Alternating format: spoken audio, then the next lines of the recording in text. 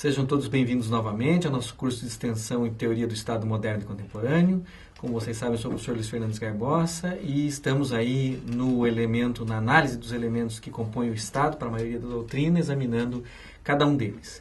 Na aula passada, nós examinamos o elemento material, ou seja, o elemento geográfico, né? E examinamos, ainda que brevemente, aspectos relativos ao território, né? O fato de que o território ele abrange uma série de elementos, como superfície do solo, espaço aéreo, subsolo, mar territorial, e também as funções desempenhadas pelo território, né? Tanto no sentido de estabelecerem um âmbito dentro do qual o Estado exerce a sua soberania, o seu poder político, quanto no sentido de estabelecer exatamente os limites desse poder político exercido pelo Estado. Então, essencialmente, nós vimos os aspectos principais. Continuamos a nossa análise nesta aula examinando o elemento seguinte, que é o elemento humano. Como os senhores devem saber, existem algumas controvérsias sobre qual é o elemento humano que é característico do Estado. É intuitivo se nós definimos desde as primeiras aulas o Estado como uma forma, um tipo de sociedade politicamente organizada. Não é? Essa sociedade é uma sociedade humana, então há que haver necessariamente no Estado, não é, um elemento humano. Então, alguns autores definem esse elemento humano como sendo população, outros autores definem esse elemento humano como sendo povo, outros autores definem esse elemento humano como sendo nação. Esse é um conceito complexo, é um elemento controverso, porque cada um desses conceitos utilizados por diferentes autores para definir o elemento humano que é característico do Estado tem conotações distintas, não é? Cada um desses elementos tem equivocidade, muitas vezes não se tem certeza sobre qual é o exato sentido em que se utiliza a expressão população, a expressão povo. Existe uma certa discussão com relação a isso, né? Nós utilizamos aqui principalmente a noção de povo como aquela que melhor parece descrever o elemento humano que faz parte necessariamente de qualquer Estado. Nós deixamos de lado a expressão população e nós deixamos de lado a expressão nação, né? Eu vou explicar rapidamente por que é que o povo parece ser um conceito melhor. Primeiramente, a ideia de população é uma ideia que enfatiza muito aspectos quantitativos e não aspectos qualitativos. Ou seja, quando eu falo em população, eu me refiro a um contingente humano, maior ou menor, né? Normalmente os estados modernos têm um contingente humano razoavelmente elevado, eles são bem maiores do que, por exemplo, as cidades-estado da antiguidade, não é? Mas ainda assim bastante variável. Mas eu não falo nada sobre quais são as qualidades dessas pessoas humanas que são necessárias para que eu possa estar diante de um estado, nesse sentido que nós estamos trabalhando aqui no curso, um estado moderno. Né? Então, estão abrangidos no conceito de população, que é esse conceito quantitativo ou demográfico, estrangeiros, apátridas, migrantes ilegais, enfim, um contingente humano que talvez seja um pouco exagerado considerar como integrante do povo nesse sentido que a gente costuma, ou como integrante desse elemento humano que compõe o Estado. É difícil dizer que um estrangeiro ou um apátrida seja parte do elemento humano de um Estado. Né? Pessoas que estão apenas ocasionalmente, apenas transitoriamente no território nacional são computadas como população, mas não são computadas como povo, né? Ou como alguém que tem um vínculo, que tem uma relação de pertença com esse Estado. Então, normalmente, esse conceito de população parece pecar pela falta, né? Porque exatamente ele é muito genérico e não descreve adequadamente o elemento humano que é típico, que é característico das sociedades políticas estatais, né? De outro lado, existe a ideia de nação. Essa ideia de nação foi muito difundida porque em um certo período da história do Estado moderno, não se afirmou uma ideologia chamada ideologia nacionalista. Exatamente para tentar consolidar o Estado, para tentar fazer com que o Estado tivesse estabilidade, com que as pessoas se sentissem solidárias no Estado, se propagou muito a ideia de que cada Estado correspondia a uma nação, né, o princípio das nacionalidades. E a ideia é justamente nação como um contingente humano, mas que não é apenas o contingente humano que vive hoje dentro do território do Estado, mas um contingente humano que tem um passado comum, tem ancestrais comuns, tem uma cultura comum, tem um presente comum e um futuro comum. E, portanto, sente uma solidariedade, sente uma noção de pertença, de fazer parte de uma comunidade e um desejo de continuar fazendo parte dessa comunidade. E essa noção de pertença, ela acaba, de certa maneira, embasando, não é, uma ideia de que o indivíduo ele tem que se sentir parte do Estado, de que o indivíduo tem que fazer sacrifícios em prol do Estado e assim por diante. Então, foi uma ideologia importante, não é, para a afirmação e para a consolidação dos Estados modernos. No entanto, isso, se a gente examina essa noção longe dessa ideologia, se a gente examina isso cientificamente, nós percebemos que outras disciplinas, né, por exemplo, a antropologia ou mesmo a sociologia, dão conceitos de nação que dificilmente correspondem ao contingente humano que é típico dos estados. Né? A nação nessas disciplinas, como a antropologia ou a sociologia, por exemplo, ela sempre é um conceito que se refere a um contingente humano que tem determinados traços culturais, étnicos e de outra natureza comuns. Então são indivíduos que normalmente têm uma origem comum, uma ancestralidade comum, que se traduz numa etnia comum, língua comum, uma cultura compartilhada, não é? Uma série de elementos. Aí, esse sentimento de pertença, né? O sentimento de fazer parte de uma coletividade, um sentimento de identidade. E esses elementos muitas vezes estão ausentes dos estados. Se nós examinamos os estados historicamente, nós percebemos que os estados têm várias nações dentro deles. A maior parte dos estados são estados plurinacionais. Então, existem muitas vezes um grupo humano que tem certas características comuns que é predominante, mas existem vários outros grupos menores. Isso a gente sente muito ao redor do mundo todo. Na Europa, por exemplo, a gente encontra várias populações distintas, né, vários grupos culturais, étnicos, etc., distintos dentro do mesmo território, né, dentro dos mesmos limites territoriais, dentro das mesmas fronteiras. E isso é assim porque, na prática, os territórios são desenhados pelo poder político momentâneo de um Estado.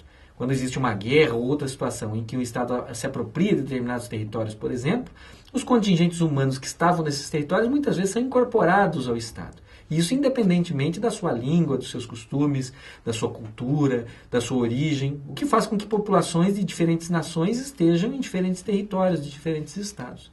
Então essa noção de nação, quando a gente afasta aquela ideologia das nacionalidades, ela se torna muito frágil, ela descreve muito pouco os contingentes humanos que fazem parte do Estado no sentido que nós estamos estudando no curso, né? O Estado moderno.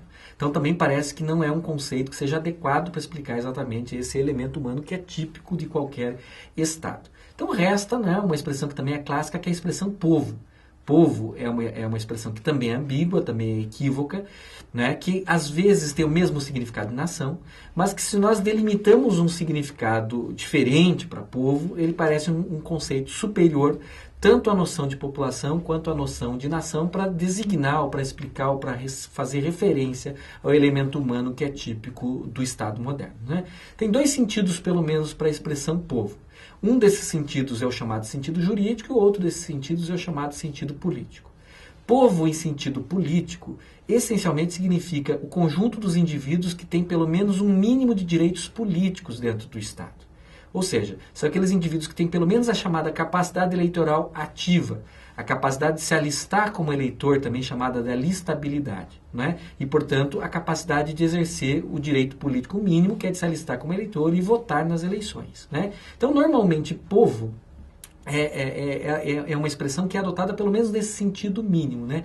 Povo, no sentido político, significa o conjunto dos eleitores, o eleitorado, né? O conjunto das pessoas que fazem parte daquele Estado e que exercem direitos políticos dentro do âmbito desse Estado. Esse é um sentido mais preciso, mas talvez seja um sentido muito restritivo, né? Na medida em que existe um sem número de pessoas que parecem fazer parte do Estado, mas que não necessariamente estão no gozo dos seus direitos políticos, né? Por exemplo, todas as pessoas que ainda não atingiram a idade mínima que cada Estado estabelece para o exercício dos direitos políticos mínimos, a alistabilidade e sufrágio, né, que se traduz exatamente no direito ao voto e em outras expressões do exercício da cidadania, essas pessoas estariam excluídas do Estado, que talvez possa parecer um pouco excessivo.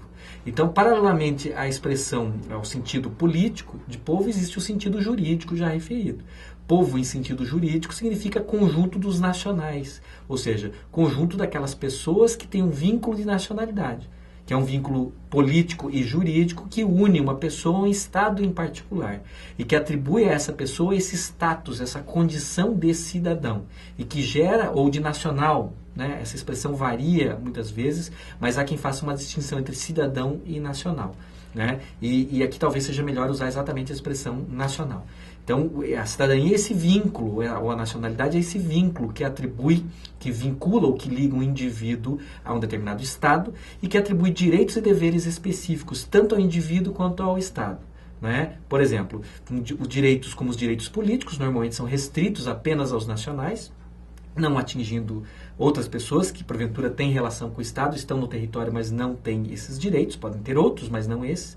E ao mesmo tempo existem deveres específicos dos nacionais para com o seu Estado, como por exemplo serviço militar obrigatório. Esse é o exemplo mais claro, mais evidente, né? Normalmente isso só é exigido também dos nacionais e não é exigido de estrangeiros ou de pessoas que não têm essa condição de nacional. Então nós temos aqui um critério que parece mais adequado. Não é nem tão inclusivo ou tão abrangente quanto o conceito de população, nem tão exclusivo ou tão restritivo quanto o conceito político de povo, que a gente já viu, abrange apenas os cidadãos no sentido de eleitores, né?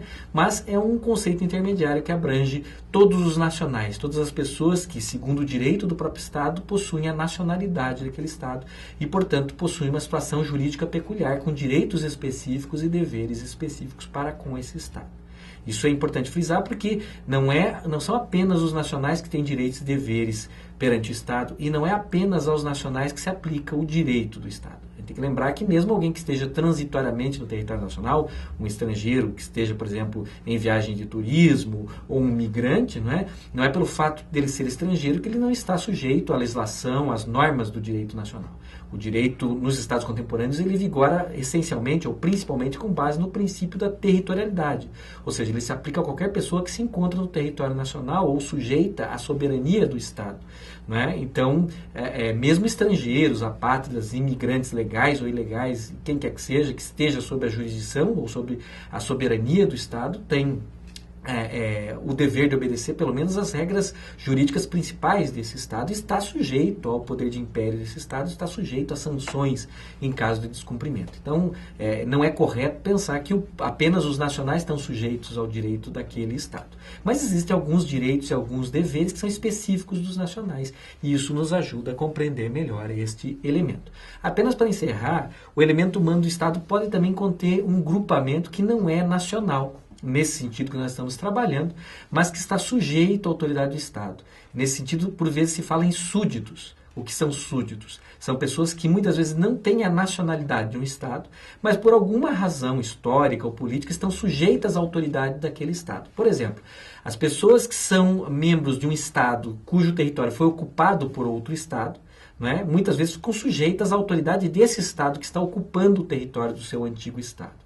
E quanto essa situação se prolongar, essas pessoas não são nacionais, mas são os denominados súditos desse Estado, ou seja, estão sujeitas às autoridades desse Estado, estão sujeitas ao direito desse Estado, embora não tenham, por exemplo, o vínculo de nacionalidade com ele e não tenham, por exemplo, a condição de cidadão e os direitos políticos que são inerentes a ela. Então, existem algumas outras situações. Pode ser que em determinados casos nós identifiquemos, então, nesse contingente humano que integra qualquer Estado, além dos nacionais, que são esse elemento humano no melhor ponto de vista, também esse outro elemento, os chamados súditos, que são pessoas que, embora não façam parte do Estado nesse sentido mais forte, estão sujeitas, fazem parte do contingente humano sujeito de maneira permanente à autoridade do Estado.